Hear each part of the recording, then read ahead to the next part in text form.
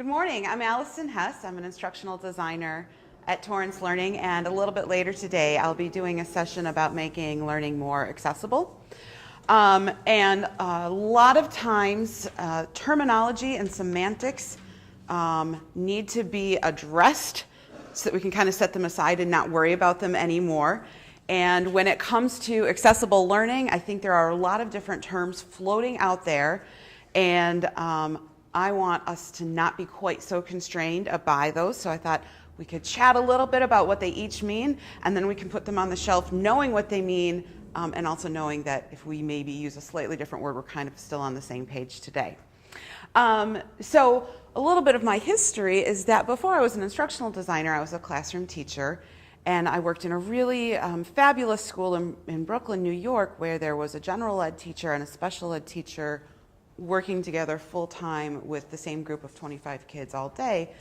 I was the generalist, but in that setting still worked very closely with students with special needs, and prided myself on my ability to accommodate and provide what they needed to learn in that classroom setting. And then that phase happened, and then I came here and became an instructional designer and kind of forgot about that accessibility. And every once in a while we'd have a project in-house that somehow had a connection to federal money, and so we had to make sure it was 508 compliant. And every time that came around, I crossed my fingers that I wasn't going to be on that project because I wasn't really sure what was involved in that. And then last year my number was up and I did have to do a 508 compliant project, and I realized I really have to do my research.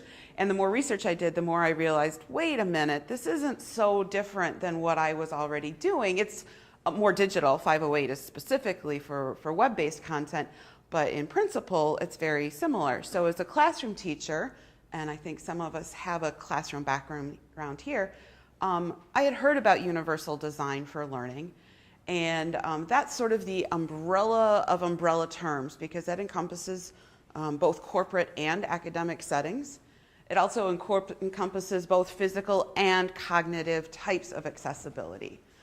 So in a corporate setting, that kind of physical accessibility might mean something like if you are presenting an ILT session, you would maybe need to make sure that you have an ALS interpreter there so that everyone would be able to physically access the information.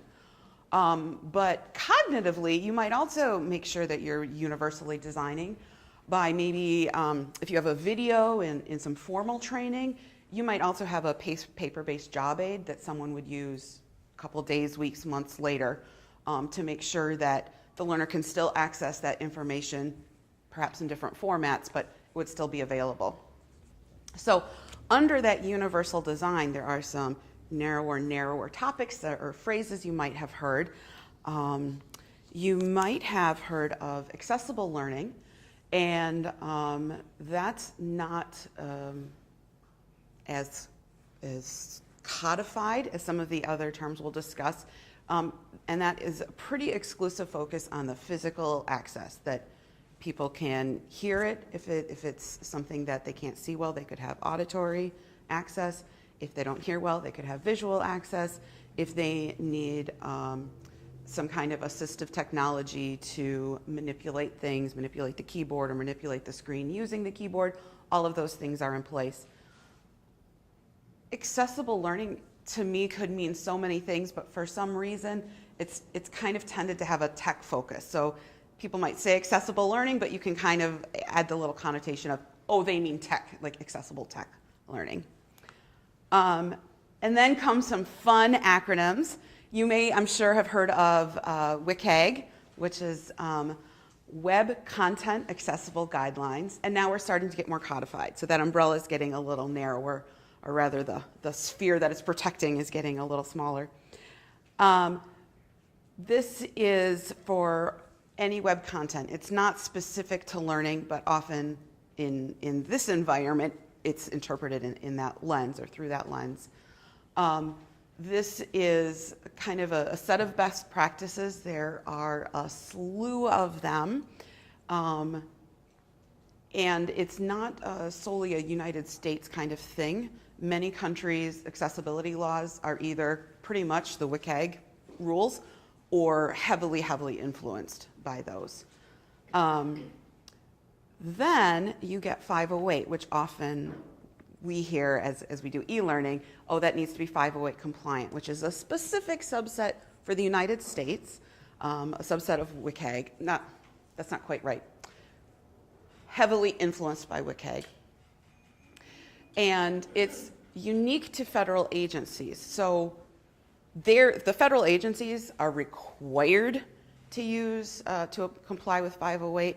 The rest of us, if we're not getting any kind of federal subsidy, aren't required to. It doesn't mean we couldn't still try to incorporate that.